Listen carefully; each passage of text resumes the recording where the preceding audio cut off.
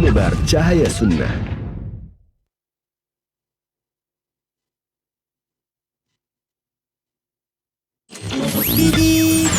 Selamat para pendengar dan pemirsa Roja TV dimanapun Anda berada. Insya Allah kami akan hadirkan ke layar kaca Anda program variatif. Insya Allah kita akan Jazakumullahu khairan bagi Anda para pemirsa Roja TV yang dan telah sesaat lagi kami menyimak. hadirkan untuk Anda program acara kajian ilmiah secara langsung.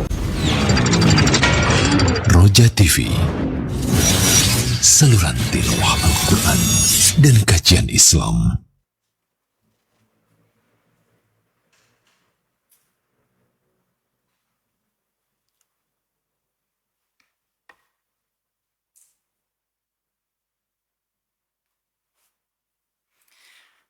Assalamualaikum warahmatullahi wabarakatuh. Alhamdulillahirrabbilalamin. Wassalatu wassalamu ala al-mab'us rahmatan alamin. Nabiyina Muhammad wa ala alihi wa ashabihi wa man tabi'ahum bi ihsanin ila yaumiddin, amma ba'd. Pemirsa Roja TV dan pendengar Radio Roja dirahmati Allah Subhanahu wa taala di mana saja Anda berada. Dan alhamdulillah di kesempatan sore hari ini kembali kita bertemu dalam kajian dan pembahasan ilmiah dari pembahasan kitab Irsadus Sahib ila Bayani Masail Dalil Talib bersama Ustaz Dr. Wandi Tarmizi hafizahullahu taala. Dan juga kami ucapkan ahlan wa sahlan kepada seluruh ikhwah dan akhwat fillah yang ada dan menghadiri kajian langsung di Masjid Al-Barakah. Dan sore hari ini kita akan simak dan pelajari bersama pembahasan dari bab muamalat dan kita akan masuki bab baru yaitu bab al-hiwalah. Kami memberikan kesempatan yang luas bagi ikhwah yang ada di masjid untuk bertanya berkaitan dengan bab ini atau secara umum bab muamalah pada sesi soal jawab nanti. Demikian juga ikhwah dan akhwat fillah yang menyimak di streaming, demikian juga secara live melalui TV atau Radio Roja. Kita mulai kajian dan pembahasan sore hari ini. Kepada Ustaz kami persilahkan, falyatafadhal mashkura. Baik, jazakumullah khair. Assalamualaikum warahmatullahi wabarakatuh. Alhamdulillahirabbil alamin wa bihi nasta'in. Wassalatu wassalamu ala sayyidil mursalin. Nabiyyina Muhammadin wa alihi wa sahbihi ajma'in wa ba'du. Ikhwani wa akhwati fillah, insyaallah kita akan membahas pembahasan yang baru yaitu hawalah atau hiwalah yang berarti pengalihan hutang piutang. Seumpama ada Muhammad, ada Bakar, ada Ali. Muhammad punya hutang ke Ali.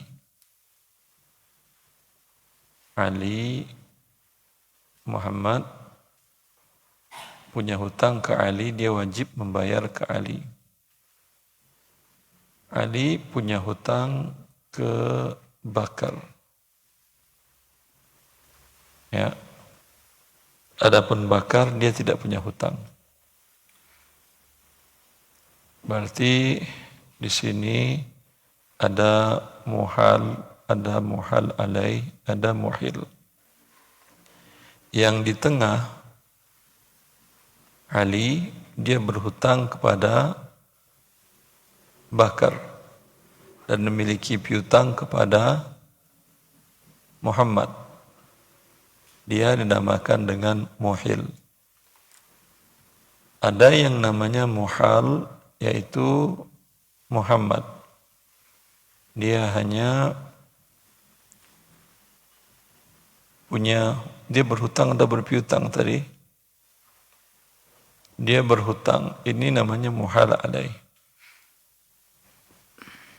Yang terakhir Bakar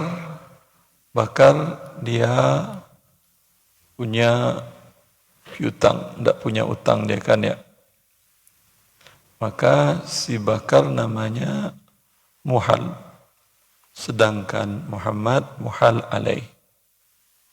Muhil artinya orang yang mengalihkan. Ali, dia alihkan hutangnya, piutangnya yang ada pada Bakar kepada Muhammad. Maaf, dia alihkan hutang Muhammad kepada Bakar. Kebayang? Umpamanya Muhammad pinjam uang ke Ali 2 juta rupiah. Dan Ali statusnya menerima uang dari Muhammad 2 juta.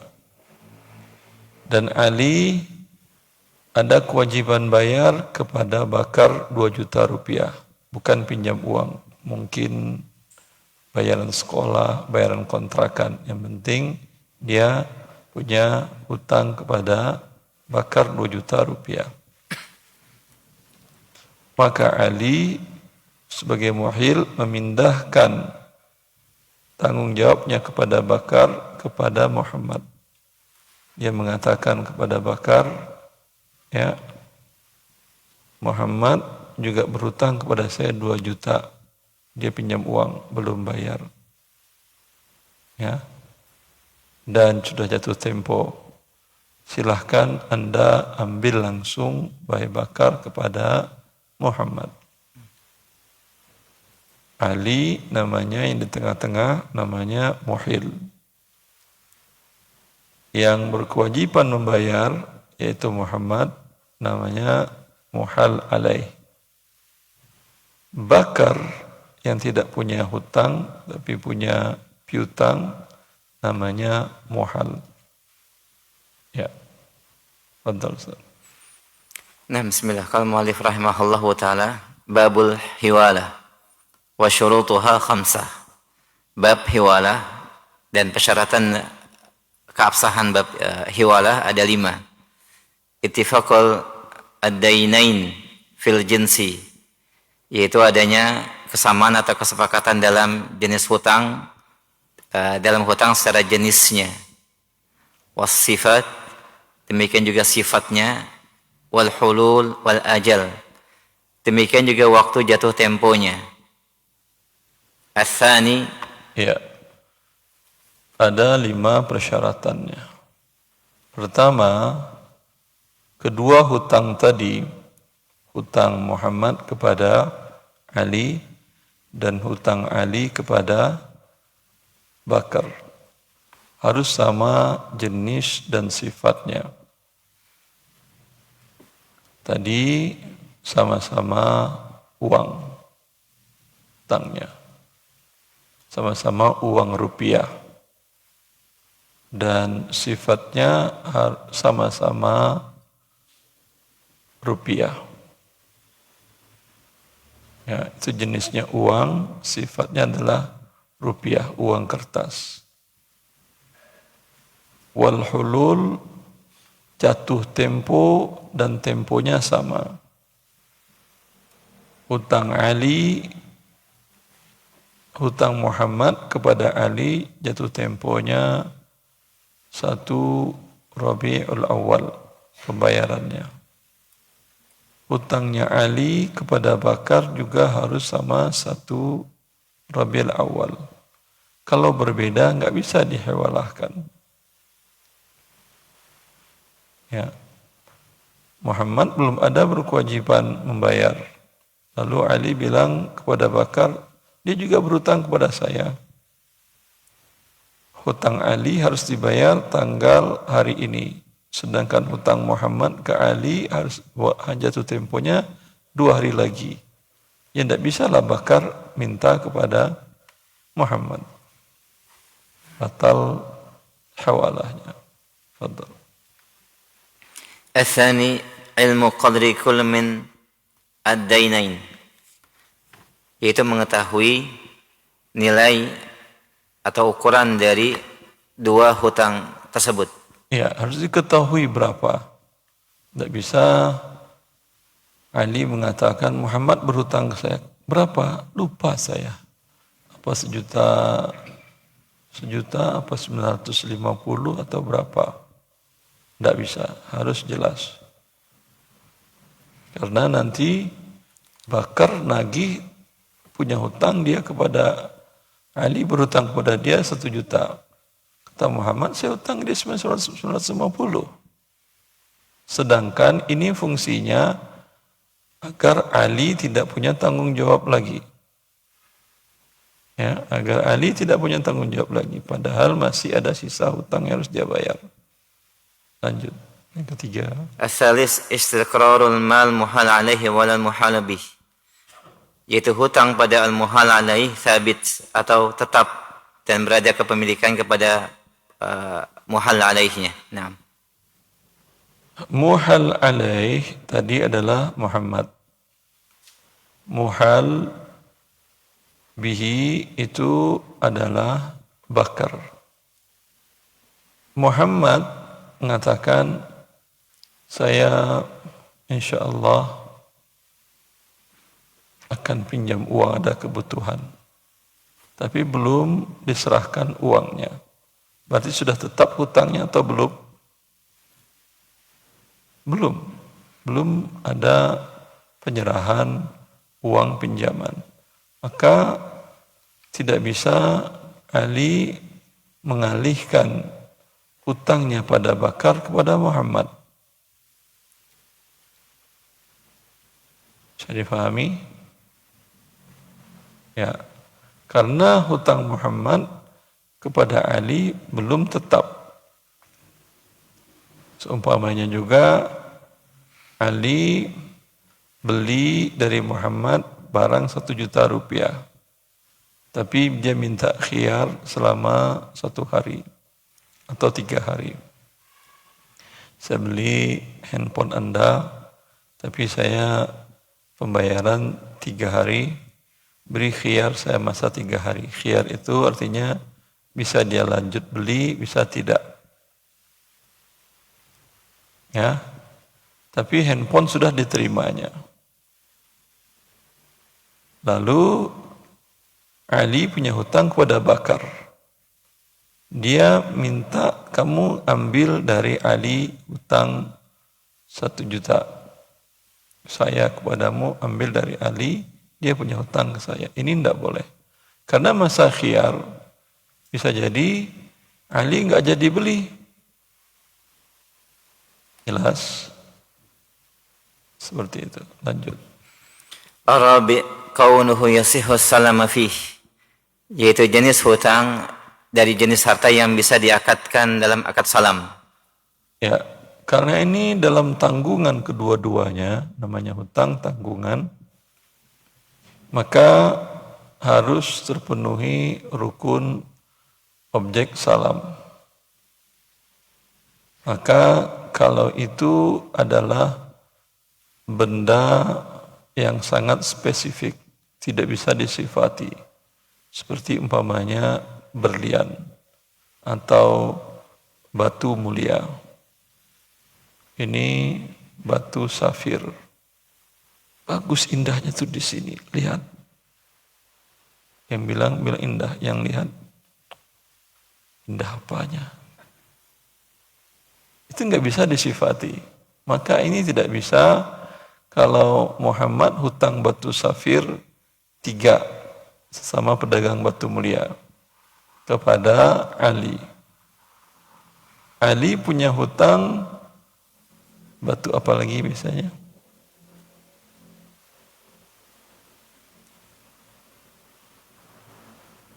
Mutiara batu kan ya? Berhutang 3 batu mutiara kepada Bakar. Ya, ini dua-duanya sama-sama tidak bisa dijelaskan spesifikasinya. Ini tidak bisa. Kalau rupiah bisa, emas bisa dijelaskan spesifikasinya dan seterusnya. Ya, karena akan membawa kepada ketidakjelasan, akan membawa kepada niza, sengketa, ribut di antara para pihak yang bertiga ini. Lanjut. Al-khamis ridhal muhil, yaitu adanya keriduan dari al-muhil. Ya, muhil adalah orang di tengah-tengah tadi, dalam kasus tadi adalah Ali. Tentu kalau Ali enggak ridho, enggak bisa. Adapun muhal alaih Bakar, la al-muhal, tidak, maaf, Bakar al-muhal, muhal alaih Muhammad. tidak perlu keridhaan bakar, karena Nabi mengatakan, wa idza uhila ahadukum ala mali'in falyahtal. Bila salah seorang kalian dialihkan hutangnya kepada orang yang memiliki kemampuan bayar, ya harus menerimanya. Ya, kalau ini daripada dua orang yang zimmahnya, tanggungannya bermasalah, lebih baik satu dalam syariat. Lanjut. La al-muhal in kana al-muhal alaihi mali'an wa huwa man lahu al-qudrah al-wafa wa laysa mumatilan wa yumkinu huduruhu li majlisil hukmi famata tawaffarat syurut bari al-muhil min ad-dain bimujarrad al-hiwalah. Dan berikutnya, tidak diperlukan keriduan dari al-muhal apabila al-muhalu alaihi ada seorang yang memiliki harta, tidak mematil dan memiliki kemampuan untuk melunasi. Nah. Ya, yang muhal alaih tadi adalah Muhammad. Dia mampu bayar utang 1 juta, kapan aja bisa dia bayar. Dan pun tipenya bukan yang menunda-nunda hutang. Pun kalau ada sengketa, dia siap datang ke pengadilan agama kapan saja. Sifat ini menyebabkan si al-muhal, yaitu dalam kasus tadi adalah bakar, tidak perlu diminta keridhaannya. Dan yumkinu huduruhu li majlisil hukmi, dan memiliki kemampuan dan dapat dihadirkan di majlis hukum hakim. Maka apabila terpenuhi seluruh syarat-syarat tersebut, fabari al-muhil min ad-dain bimujarradil hiwalah, maka al-muhil berlepas diri dari hutangnya dengan akad hiwalah. Aflas al-muhal alaihi ba'da dhalika aw mata, baik al-muhal alaihi mengalami kebangkrutan setelah itu atau wafat. Wa mata lam tadaffar syurut lam tasi' al-hiwalah wa innama takunu wakalah.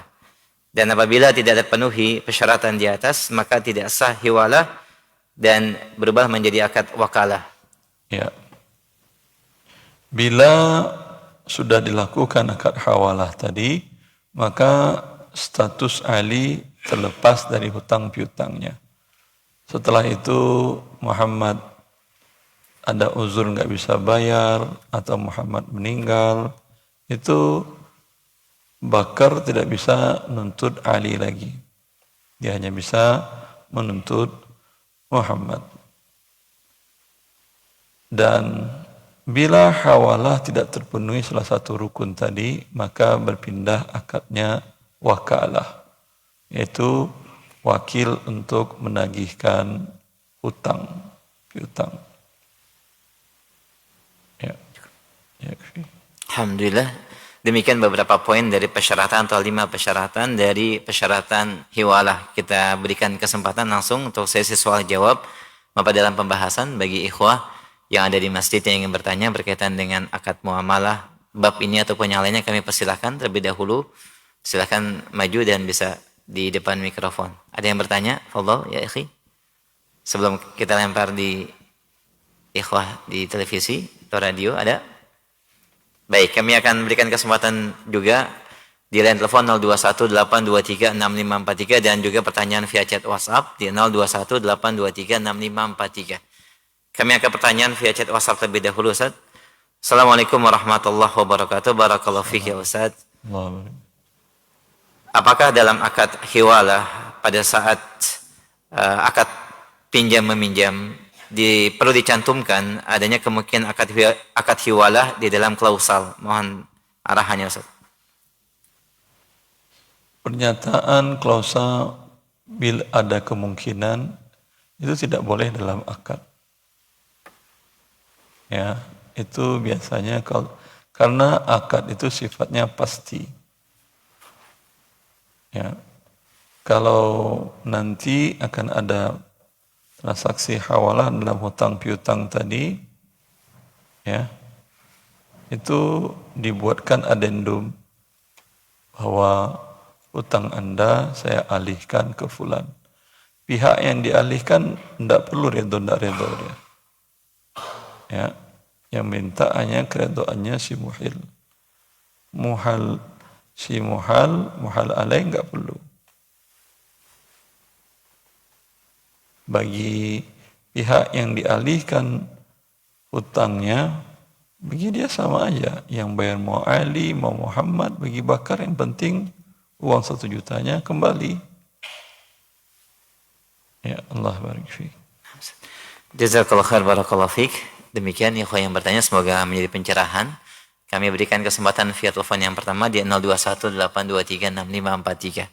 Baik, silakan. Halo. Halo, Assalamualaikum Ustaz. Waalaikumsalam warahmatullahi. Dengan siapa Bapak di mana? Dengan Abdullah di Tangerang, Ustaz. Baik, Bapak Abdullah silakan dikeraskan suaranya. Fadhal. Nah, Ustaz Afwan, Ana mau tanya, untuk kegiatan kan di sekolah kami mengajar ada kegiatan market day, sekolah SD kelas 1 sampai 6. Batasannya untuk kegiatan market day itu untuk anak-anak sampai mana Ustaz, terutama untuk anak-anak yang umurnya belum mumayyiz gitu Ustaz. Mohon nasihatnya Ustaz. Maksudnya batasan nilai transaksi maksudnya? Nah, nilai transaksi apakah sudah boleh jual beli atau bagaimana mekanismenya supaya tetap berada di koridor sesuai syari Ustaz? Iya, jazakallah khair. Iya, kegiatan yang dilakukan oleh beberapa sekolah ada mengisi waktu kekosongan, umpamanya jeda antara selesai ulangan dengan penerimaan rapor. Biasanya sekolah mengadakan market day, kegiatan di mana siswa diminta untuk menyediakan barang-barang baik, barang jadi, barang baku, bahan baku dan seterusnya yang mereka jualkan di sekolah. Pertama yang perlu diingat, ini kalau untuk sekolahnya masih tingkat SD, mereka pada dasarnya umumnya mereka belum pada baligh. Yang belum baligh tidak boleh bertransaksi. Kecuali transaksi yang biasa mereka lakukan dalam batasan harga jajan anak sekolah SD. Biasanya orang tua maksimal memberikan jajan 10.000. 10.000. Dalam batasan 10.000 dia boleh bertransaksi. Ya. Dalam batasan 10.000 itu boleh bertransaksi. Tapi lebih baik lagi anak-anak ini diminta berkreasi, bukan menyusahkan orang tuanya. Yang market day anak-anaknya susah orang tuanya. Ya, tidak mesti mereka harus produk yang bagus yang dibuat oleh orang tua. Produk yang mereka buat. Mungkin ada mainan dari kayu, dari tanah liat, dari dedaunan, ya, yang bisa mereka buat. Atau ada makanan yang bisa mereka buat. Orang tua hanya ngawasin. Kalau anak atau dari sekolah mengatakan market day, mohon para orang tua untuk memberi arahan dan membantu anak-anaknya untuk berkreasi. Sedangkan kami nanti para guru membantu mereka cara memarketingkan, cara menata, cara menghadapi konsumen, ya, sehingga melatih mental anak-anak untuk siap menghadapi masa kedepannya. Tidak cengeng dan tidak manja, karena banyak anak-anak yang tamat SD belanja pun gak berani, ngomong dengan abang-abang aja gak berani, karena terbiasa orang tuanya terlalu hiperproteksi, terlalu menjaga, sehingga ketika anak jauh dari orang tua atau dalam kondisi tertentu disuruh belanja, orang tua sedang sakit, nggak berani dia. Ya, maka ini memang perlu dilatih. Dilatih yang tadi dalam bimbingan pihak orang tua dan pihak guru.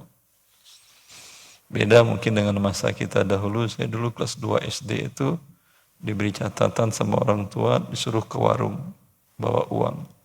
Karena memang kondisi mengharuskan demikian. Orang tua ada adik yang harus diasuh dan ada anak yang kecil yang harus diasuh, nggak bisa ditinggal dan seterusnya. Ya gimana kita kelas 2 SD, kelas 3 SD sudah bawa catatan pergi ke warung. Nanti sampai ternyata salah, orang tua marahin.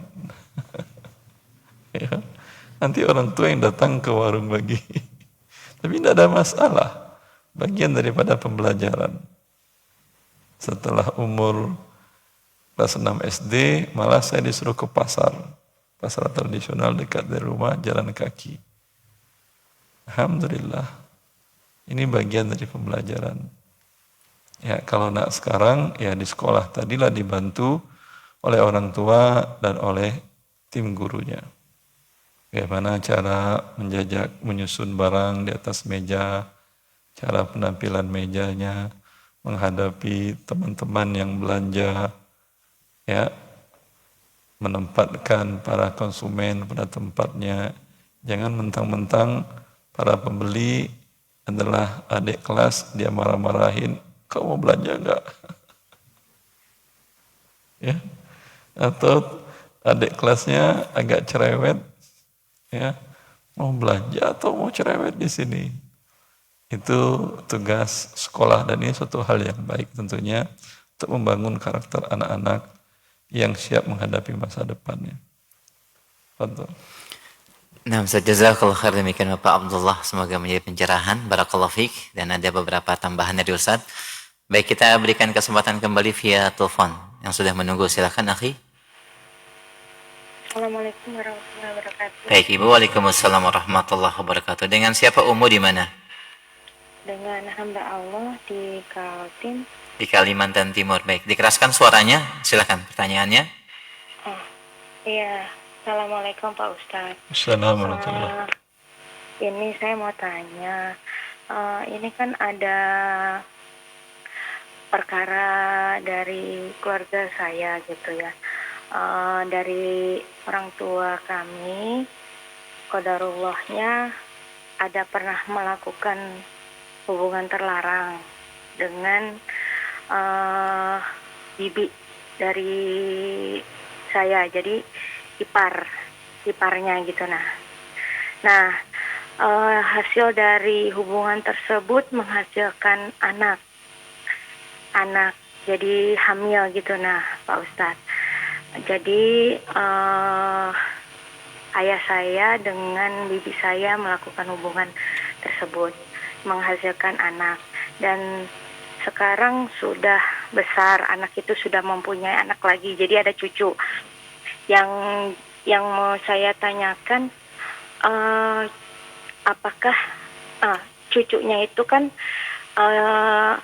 laki-laki, jadi hasil dari anak hubungan tersebut perempuan menghasilkan cucu lagi, perempuan 1, laki-laki 2. Yang ingin saya tanyakan, apakah jadi cucu itu dengan anak saya kan sepupuan jatuhnya jadinya. Nah, itu apakah anak saya dengan anak dari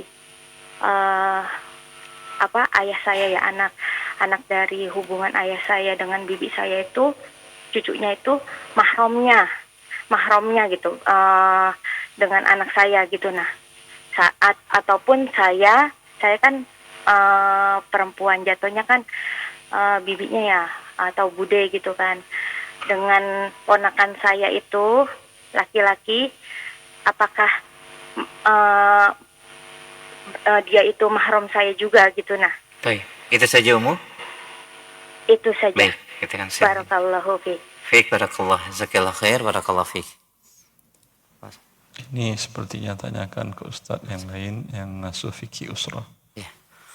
Nanti bisa disampaikan dalam pembahasan fiqhul usrah, Ibu, pada materi dan pembahasan kajian bersama asatidz yang ada di Roja dengan Ustaz Khalid dan Ustaz Abu Ihsan. Insyaallah jadwal bisa melihat nanti. Jazakumullah khair, barakallahu fikum. Baik, kita berikan kesempatan kembali via telepon. Dan sebelumnya, ikhwah ada yang bertanya? Baik, kami akan pertanyaan via chat WhatsApp. Assalamualaikum warahmatullahi wabarakatuh, Ustaz. Salam. Saya baru diangkat menjadi kepala regu di tempat perusahaan saya bekerja. Kemudian saya jadi kepala regu, Ustaz. Regu. Nah, kemudian saya ingin memberi hadiah kepada atasan sebagai bentuk terima kasih. Apakah ini diperbolehkan atau ada cara lain yang diperbolehkan sesuai syariat? Mohon nasihatnya, jazakallahu khair. Iya. Hukum asal memberi hadiah boleh. Tahadu tahabu, kata Nabi sallallahu alaihi wasallam, dan Rasulullah tidak pernah menolak hadiah walau yang dihadiahkan kepadanya kikil kambing.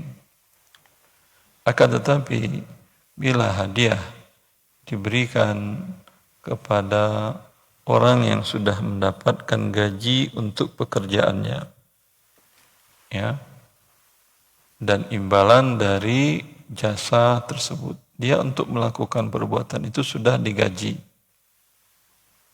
Lalu penerima manfaat dari pekerjaannya memberikan dia lagi uang lagi, hadiah.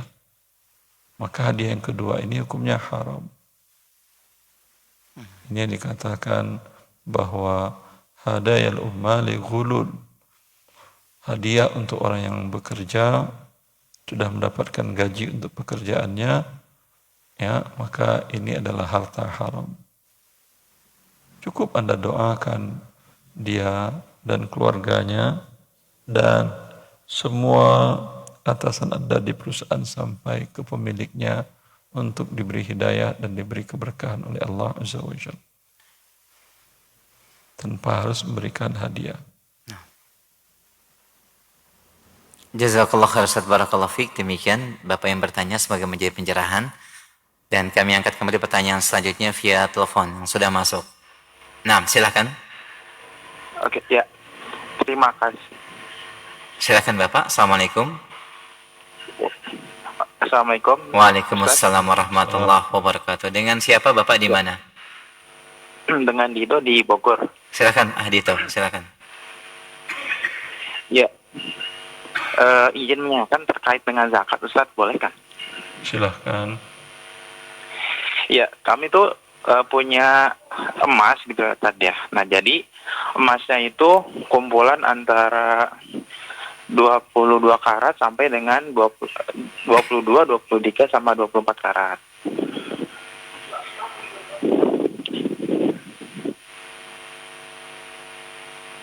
Iya, pertanyaannya yang saya ingin tanyakan, nisab sama perhitungan zakatnya gimana, Ustaz ya? Apakah dicampurkan atau dipisahkan per karatnya gitu? Untuk menghitung nisabnya, yang emas itu adalah 24 karat.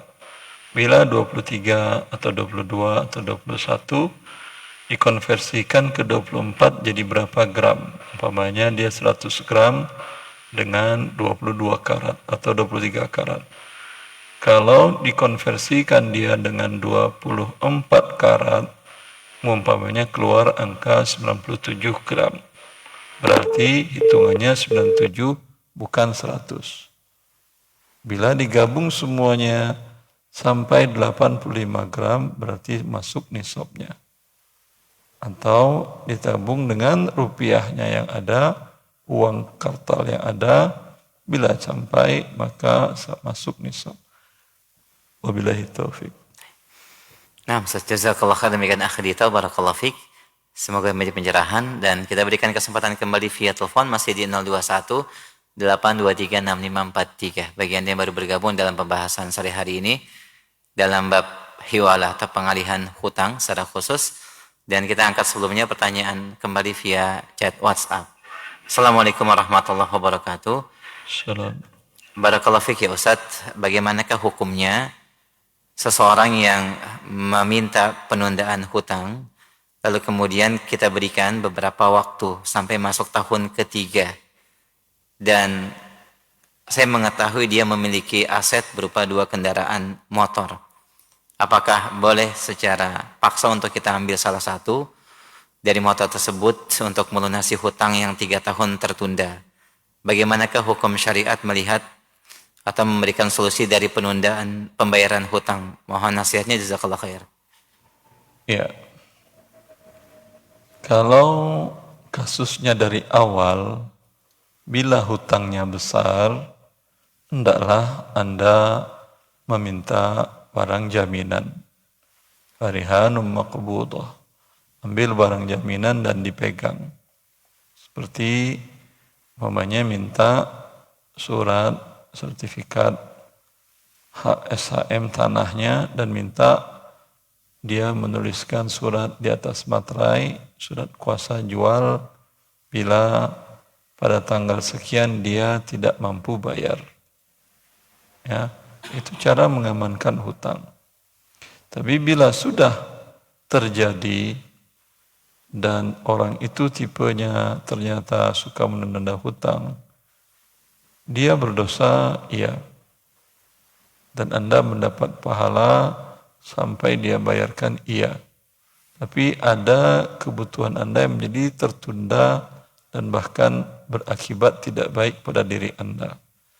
Dalam hal seperti ini tidak ada solusi dalam Islam kecuali membawa ke pihak penguasa, yaitu hakim. Dalam hal ini adalah ke mahkamah syariah.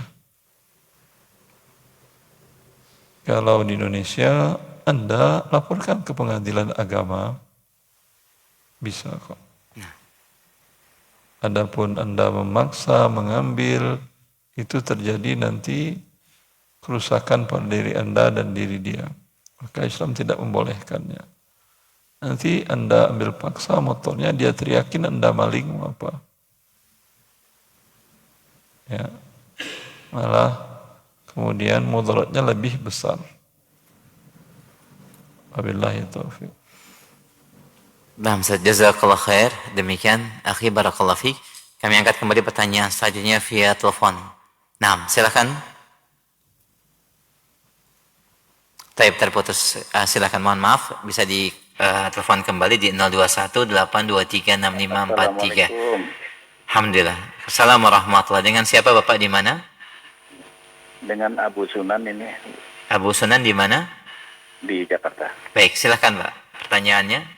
Iya, saya mau tanya. Ada dulu kawan saya pernah pinjam uang sama anak ya, tapi sampai sekarang belum dibayarnya. Ada lebih sekitar 3 atau 5 tahun lalu lah. Iya. Nah, saya sih melihat kawan saya ini mampu ya, cuman kayaknya udah saya tagih 1-2 kali ada abai gitu. Nah, ini dalam hati saya udah malas untuk nagih lagi ya Ustaz. Maksud saya apa nanti saya tagih di akhirat aja atau gimana sebaiknya? Mohon pencerahannya Ustaz. Assalamualaikum warahmatullahi wabarakatuh. Assalamualaikum warahmatullahi wabarakatuh. Nah, tidak Anda tagih pun di akhirat, dia yang nyari Anda. Selama Anda tidak bebaskan dia dari hutang itu, tidak pernah Anda berniat di dalam hati dan Anda ikrarkan pemutihan hutangnya, nanti dia yang mencari Anda di akhirat. Di hadapan miliaran manusia, dia cari Anda. Dia bayar bukan dengan uang, dengan sesuatu yang paling mahal di saat itu, yaitu amal solehnya. Kalau dia punya amal soleh. Bila amal solehnya tidak ada atau tidak cukup, dia ambil beban Anda. Dosa Anda yang beratkan diri Anda, dia ambil, dan Anda adalah orang yang paling beruntung di saat itu. Di saat orang butuh amalan, Anda mendapatkan dicari. Ya, orang penting Anda saat itu. Wabillahi taufiq. nah, Ustaz, jazakallah khair. Demikian Abu Sunan di Jakarta. Semoga menjadi pencerahan. Barakallahu fiik. Kami angkat 6 via chat WhatsApp. Assalamualaikum warahmatullahi. Saya seorang guru PNS di SMP negeri. Sekolah kami berencana mengadakan kegiatan latihan dasar kepemimpinan bekerjasama dengan pihak TNI. Sementara kegiatan tersebut tidak bisa dibiayai dengan anggaran sekolah, sehingga kami harus meminta persetujuan dan biaya dari orang tua murid peserta LDK tersebut untuk membayar kegiatan ini. Apakah hal ini diperbolehkan, Ustaz? Dan adakah saran buat kami pihak sekolah? Mohon nasihatnya, jazakallah khair. Allah barik fiik. Ya. Kalau memang tidak ada anggaran dari sekolah, tidak perlu sekolah harus mengadakannya. Dan juga tidak ada kemampuan dari tenaga pengajar, tidak perlu. Biar mereka mendapatkannya di luar sekolah. Ya. Apalagi kalau sekolah itu adalah sekolah negeri yang geraknya terbatas. Ya. Tanpa memberatkan orang tua, biarkan di luar dalam kehidupan sehari-hari anak tumbuh menjadi pemimpin. Kita hanya orang tua mengarahkan, guru mengarahkan. Semoga Allah mudahkan. Nah, Ustaz, jazakallah khair, demikian Bapak atau Ibu yang bertanya. Barakallahu fikum. Baik, kami berikan kesempatan kembali masih via telepon di 0218236543. Kita angkat kembali. Halo. Ya, halo, assalamualaikum. Waalaikumsalam warahmatullahi wabarakatuh. Dengan siapa Bapak di mana? Dengan Pak Sarif di Cibarusah. Cibarusah. Baik, silakan Pak. Dikeraskan suaranya Pak ya. Oke, baik. Assalamualaikum, Ustaz. Mohon izin banyak. Waalaikumsalam warahmatullahi wabarakatuh. Gini, Ustaz. Mertua saya kan sudah meninggal. Yang ibu ya, ibu mertua kan sudah meninggal sudah sekitar 4 tahun. Terus kemarin baru 4 hari inilah ayahnya meninggal. Jadi kan sudah tidak ada semua. Nah, yang saya tanyakan gini, Dad. Bapak saya kan dengan salah satu anaknya kan punya usaha bengkel lah, katakan seperti itu. Bengkel usaha bersama antara anak yang ada di rumah itu. Nah, terus sebenarnya ini Bapak kan sudah meninggal, Dad. Sudah meninggal. Apakah usaha bengkel itu milik anak yang ngurus itu atau menjadi harta waris, Dad? Itu aja, Dad. Seperti itu kalau Anak yang kerja di bengkel statusnya kan pekerja. Iya, waktu itu memang Bapak pernah ngomong seperti itu. Si namanya kan Ferry ya. Si Ferry ini digaji tiap hari gitu lah. Kerja sama ayahnya, istilahnya begitulah. Iya. Semenjak kapan pekerja menjadi pemilik? Tidak ada. Status harta tadi ketika pemiliknya wafat turun jadi waris. Kalau dia ahli waris, dia mendapatkan juga hak warisnya. Maka dengan meninggalnya pemilik usaha tadi menjadi milik ahli waris. Ada istri dapat 1/8 saham di situ. Ada orang tua, ayah ibu dari yang meninggal, masing-masing dapat 1/6. Sisanya untuk anak laki perempuannya 2/1. Itu pemilik usaha itu lagi. Cukup jelas Bapak? Satu lagi, Tad. Ini kan ada anak yang sudah meninggal nih, anak laki-laki nih. Cuman di situ ada cucu, Tad. Apakah itu tetap ada bagiannya, Tad? Tidak, karena anak masih ada yang hidup, maka level cucu tidak dapat terhalangi. Oh, iya, Tad. Baik. Cukup jelas ya, Pak? Cukup, Tad. Jazakallah khair. Allah. Wa jazakallah khair wa barakallahu fiik. Alhamdulillah. Ada yang bertanya, ikhwah fillah yang ada di masjid. Masih kami berikan kesempatan. Silakan, Pak. Fadhal. Di mic. Fadhal, silakan. Dan bagi pemirsa atau yang mungkin baru bergabung, kami masih berikan kesempatan pertanyaan via chat WhatsApp dan telepon di 0218236543. Pembahasan dalam bab pengalihan utang secara khusus. Baik, kita akan simak pertanyaan dari masjid. Silakan, akhi. Assalamualaikum warahmatullahi wabarakatuh, Ustaz. Waalaikumsalam warahmatullahi wabarakatuh. Dengan siapa di mana? Dengan Murdanis. Dari mana, Pak? Dari Permata Cibubur. Baik, silakan, Pak. Tentang untuk pembagian warisan gitu, Ustaz. Misalnya ada yang saudara kita atau pemilik kita yang sudah meninggal, itu ada batas waktu enggak untuk membagi warisan itu ke ahli waris gitu? Dia waktu kepemilikan berpindah langsung. Saat Anda belanja, berakad, Itu dengan akad barang sudah menjadi milik Anda. Kalau waris berpindah dengan meninggal. Karena dengan meninggal Allah menyatakan harta yang meninggal ini berpindah menjadi milik ahli warisnya. Dan berarti ketika seseorang wafat, semua harta yang dia miliki, rupiah, bangunan, kendaraan, dan usahanya, itu menjadi milik ahli waris sesuai porsi saham masing-masing pembagian waris. Ya. Bila ada yang menghalangi mereka untuk mengambil hak mereka, dia yang zalim. Umpamanya istri bilang, ini selagi ibu masih hidup, kalian tidak ada hak di sini. Ini istri ini zalim, walaupun ibunya sendiri. Ada anak laki-laki, karena dia yang dekat dengan ayah, dia yang menguasai. Kalau dia ingin mengelola, silahkan, tapi pemiliknya dia adalah statusnya pemegang sebagian saham, tapi pemegang saham yang lain juga mendapatkan haknya. Kalau di situ ada laba atau ada keuntungan. Ya, untuk jelasnya Ustaz, berapa waktu yang lalu Bibi, berarti adik saya, adik dari ayah meninggal Ustaz. Ayah 8 saudara dan yang pas Bibi ini meninggal masih ada 2, 1 laki, 1 perempuan. Bibi ini namanya siapa? Ya Ustaz. Nama bibi Anda siapa namanya? Yulinar. Yulinar wafat. Iya. Pada saat dia wafat, ayah ibunya masih hidup? Tidak ada. Suaminya ada? Sudah wafat. Anak-anak ada? Beliau tidak punya anak Ustaz. Saudara-saudarinya yang masih hidup saat dia wafat, berapa orang laki, berapa perempuan? 1 laki, 1 perempuan Ustaz.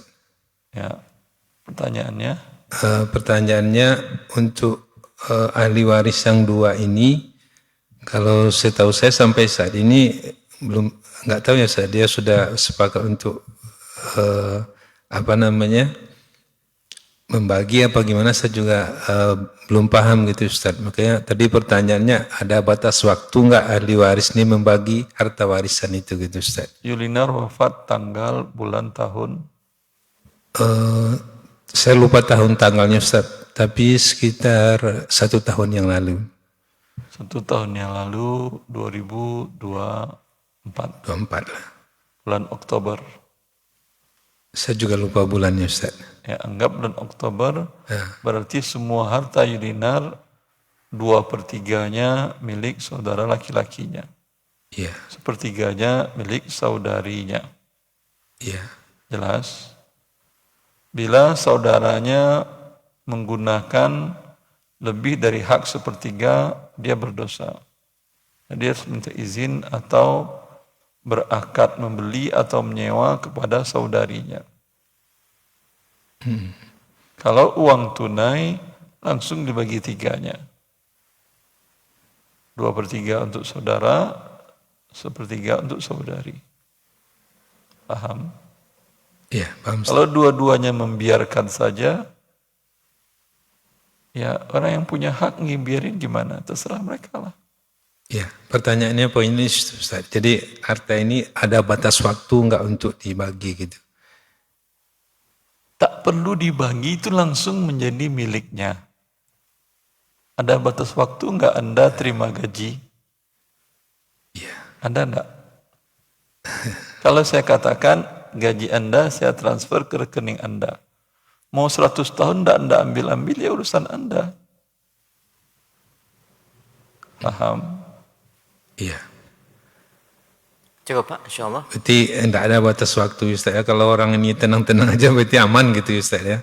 Nggak ada juga kewajiban kita mungkin untuk mengingatkan gitu Ustaz. Enggak. Ya, kalau dia membuang-buang hartanya, bentuk rumah umpamanya udah reot dan segala macam, nggak ditempati, nggak disewakan juga, mereka berdosa, diingatin aja. Ini rumah milik kalian, nggak milik Yulinar. Enggak, Yulinar nggak punya rumah lagi. Dia sudah di akhirat, di alam kubur, nggak ada orang alam kubur memiliki harta di bumi. Ini menjadi milik kalian, 2/3 milik saudaranya, 1/3 milik istrinya. Kalian yang berdosa membiarkan harta ini menjadi rusak. Silakan. Baik, Ustaz. Terima kasih, Ustaz. Baik, alhamdulillah. Jazakallah khair. Wabarakatuh. Nah, waalaikumsalam warahmatullahi wabarakatuh. Baik, barakallahu fiik wa jazakallah khair. Kita angkat pertanyaan selanjutnya via chat WhatsApp. Assalamualaikum warahmatullahi wabarakatuh. Waalaikumsalam warahmatullahi wabarakatuh. Assalamualaikum ya Ustaz. Bolehkah yang menghutangi memudahkan dengan berkata bayar kapan saja? Atau tetap harus jelas waktunya Ustaz? Kalau hutang dalam bentuk pinjaman, boleh dia mengatakan itu. Tapi kalau hutang dalam bentuk pembayaran kewajiban, tidak boleh. Ya, karena kalau imbalan pembayaran kewajiban, umpamanya imbalan beli barang atau sewa, itu kalau pembayarannya cash, tempo sebulan, tempo 2 bulan, tempo setahun, tempo 2 tahun, tempo 3 tahun, tentu harganya berbeda. Dengan dibuat begitu menjadi gharar dia jadinya. Allahu Akbar. Jazakallah khair, barakallahu fiik. Baik, ikhwan ada yang bertanya kembali? Baik, silakan kami angkat dari telepon terlebih dahulu ya. Assalamualaikum Bapak. Waalaikumsalam warahmatullahi wabarakatuh. Ya, dengan siapa di mana? Ya, saya dengan Arifin Al-Maliki di Banten, Ustaz. Pak Arifin, silakan pertanyaannya Pak. Ya, Assalamualaikum ya Ustaz. Waalaikumsalam warahmatullahi wabarakatuh. La'alaka bi khair ya Ustaz. Alhamdulillah wa anta kadzalik. Ada yang mau saya tanyakan tentang makna muqabalah, Ustaz. Muqabalah itu maksudnya apa ya? Muqabalah dalam konteks apa? Dalam siap apa? Dalam redaksi kalimatnya bagaimana Bapak? Kenapa? Redaksi kalimatnya seperti apa? Dalam konteks apa? Ya, hanya itu yang saya ingin tahu dan seperti apanya ya mungkin termasuk pembahasan ini juga mungkin. Ya, dapat dipahami Ustaz? Tidak mengerti. Assalamualaikum warahmatullahi wabarakatuh. Waalaikumsalam warahmatullahi wabarakatuh. Type konteks kalimat muqabalah karena maknanya cukup banyak muqabalah Bapak mungkin bisa diperinci lagi mungkin nanti pada pertanyaan berikutnya. Barakallahu fiik. Silakan akhi. Assalamualaikum warahmatullahi wabarakatuh. Assalamualaikum warahmatullahi wabarakatuh. Ustadz, istri itu kan punya nenek. Neneknya udah meninggal, dia meninggalkan 3 orang anak, tapi yang beda bapak. Dan dia meninggalkan 3 orang anak, suaminya beda. Beda bapak. Beda bapak. Beda suami. Beda suami. Jadi nikah 2 kali neneknya itu. Dan neneknya meninggalkan rumah sama sebidang tanah. Itu gimana pembagiannya Ustadz? Semuanya berarti anak si nenek itu kan ya? Iya, nggak ada warisan dari pihak bapaknya soalnya. Iya, ini kan semuanya anak si nenek. Iya. Statusnya semuanya bagi nenek itu sama. Paham? Sama-sama anaknya. Mau suami pertama, mau suami kedua, mau suami kapan, semuanya anak dia. Statusnya dalam hak waris sama. Berarti kalau pembagiannya sama seperti biasanya gitu? Iya. Anaknya perempuan 2, laki-laki 1, Ustaz. Bagi 4. Bagi 4. Laki-lakinya 2/4, anak perempuannya 1/4. 2/4, 1/4. Ya. Tidak membedakan suami pertama, anak suami pertama, anak suami kedua, tidak. Walaupun itu harta dari neneknya istri saya itu, Ustaz. Bukan dari peninggalan suami gitu tuh. Iya, karena harta dari nenek Anda itulah makanya semuanya kan anak dia statusnya. Iya. Kalau dari suami pertama anaknya laki-laki apa yang perempuan? Perempuan, Ustaz. Saja. 2 apa 1? 1. Ya, kalau suami pertama meninggal punya harta, itu yang dapat hanya anak perempuannya saja 1, yang laki dan perempuan yang kedua tidak dapat. Paham? Diulang Ustaz. Nenek Anda siapa namanya? Titin. Nenek istri tadi ya? Iya. Titin ini menikah pertama kali dengan Rasta punya anak perempuan namanya Armi. kemudian cerai dengan rastak. Cerai. Ya, status rasmi dengan Titin tetap ibu dan anak. Tidak berubah. Kemudian Titin nikah lagi dengan lupa Ustaz, nggak tahu namanya. Budi lah itu. Anggap Budi. Nah, suami keduanya Budi, dari Budi punya Titin anak, punya anak laki dan perempuan. Iya. Ya. Ini semuanya anak Titin. Iya. Ya. Maka harta Titin semuanya mereka dapat sama. Kalau rastak, harta rastak yang mau dibagi itu ia hanya untuk marni. Yang dua ini tidak dapat. Anak Titin yang dua tidak dapat. Tapi kalau harta Titin semuanya dapat. Dengan porsi yang sama, tidak dibeda-bedakan. Paham? Paham. Cukup jelas, Akhi? Jelas. Yang kedua, satu aja. Satu aja ada ikhwah. Barakallahu fiik. Taib, jazakallah khairan, itu bisa tiap hari insyaallah di sini ya. Ada pertanyaan kembali via chat WhatsApp. Assalamualaikum warahmatullahi wabarakatuh. Ustaz, ana dahulu tahun 1990-an pernah berutang kepada seseorang tukang kredit sebuah kalung emas seberat 5 gram. Sampai saat ini ana belum membayarnya. Berhutang 5 kalung gram emas 5 gram. Ya. Berhutang kalung emas 5 gram, beli emas tidak tunai berarti? Nah, itu dia, Ustaz. Belum jelas ini. Terus Anda selesaikan dulu. Anda belum sempat membayarnya. Waktu berutang posisinya di salah satu terminal dan sekarang terminalnya sudah tidak ada. Dan tukang kreditnya pun Anda tidak mengetahui di mana dia sekarang. Mohon penjelasannya karena Anda dulu sebagai sopir bus angkot. Bertakwa kepada Allah dan bertaubat atas dosa tersebut. Semoga Allah mengampuni dosa kita semuanya. Adapun taubat yang berkaitan dengan hak manusia tetap wajib dibayar. Maka 5 gram tadi emas sedekahkan kepada fakir miskin. Bila Anda sudah tidak bertemu lagi dengan si penjualnya, sedekahkan kepada fakir miskin. Kalau emasnya sudah habis, beli emas 5 gram, sedekahkan kepada fakir miskin, niatkan atas sedekah itu nama pemilik emas yang belum dibayar tadi. Wabillahi taufiq. Jazakallah khair, demikian akhir solusinya, semoga menjadi pencerahan. Barakallahu fiik. Pertanyaan via chat WhatsApp. Assalamualaikum warahmatullahi wabarakatuh. Ana Adi dari Kemayoran. Pertanyaannya, ada kasus si A dan B memiliki tempat yang disewakan ke C yang merupakan teman si A. Disewakan selama 3 tahun dengan pembayaran tunai. Pada awalnya si C memberitahukan bahwa tempat akan digunakan untuk usaha rumah makan. Qadarullah setelah 1 tahun berusaha, si C usahanya menurun dan dinilai kurang menguntungkan.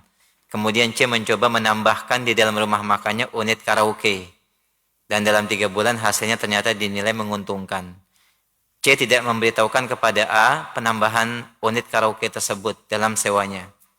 Pertanyaannya, Ustaz, bagaimanakah hukum dari hasil sewa usaha tersebut yang sudah dibayarkan cash untuk 3 tahun ke depan? Secara akad sewanya di awal sah. Jazakallah khair. Ya, bila ada unsur yang haram, akad itu batal demi hukum. Akad batal demi hukum, sisanya tadi Anda cut, Anda kembalikan uangnya dia, sisanya. Yang telah berlalu, selesai sudah. Baik, Ustaz, jazakallah khair. Demikian pertanyaan yang kami sampaikan, dan ini merupakan pertanyaan terakhir di kesempatan sore hari ini. Sebagai kesimpulan dan ikhtitam, silakan Ustaz. Ya, ikhwani wa akhwati fillah, akad hawalah fungsinya untuk pengalihan hutang piutang, sehingga dari 3 orang yang bersangkutan tinggal 2 orang lagi untuk tidak memberatkan pihak yang di tengah. Bila tidak terpenuhi, pengalihan ini dinamakan dengan wakalah, sehingga karena itu para ulama mengatakan transfer uang itu namanya akad wakalah, ya, bukan akad hawalah. Karena salah satu pihak tidak ada yang berhutang kepada kedua belah pihak. Wabillahi taufik. Semoga bermanfaat. Wallahu li taufiq. Wassallallahu nabiyina Muhammad. Jazakallah khair, kami sampaikan kepada Al-Ustaz Dr. Wandi Tirmidzi hafizahullahu taala atas faedah ilmu yang bermanfaat sore hari ini. Pembahasan dan alhamdulillah kita sudah tuntaskan satu bab dari pembahasan kitab Irsyadus Sahib dari bab pengalihan utang, dan kita akan masuki bab baru insyaallah di kesempatan Ahad yang akan datang. Demikian yang bisa kita bahas bersama, dan beberapa pertanyaan sudah dijawab. Semoga menjadi pencerahan bagi yang bertanya dan bagi kita semua. Dan semoga Allah memberikan kita taufik dan hidayah untuk memudahkan kita meniti jalan sunnah sesuai dengan ketentuan dan Al-Quran dan sunnah Rasulullah SAW. Kami akhiri pembahasan sore hari dengan kafaratul majlis. Subhanakallahumma bihamdik, asyhadu an la ilaha illa anta astaghfiruka wa atubu ilaik. Assalamualaikum warahmatullahi wabarakatuh. Jazakallahu khair.